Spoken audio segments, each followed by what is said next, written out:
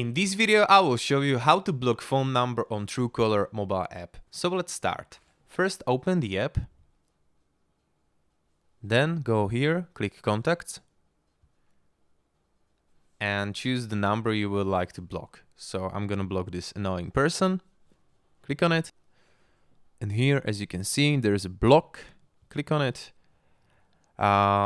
This is a personal number, so I'm gonna mark this checkbox.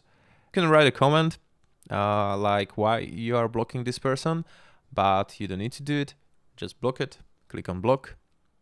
Okay, number added to the block list. Dismiss.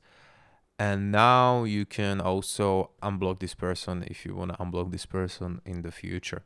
And that's it. This is how can you block number on TrueCaller mobile app on Android phone.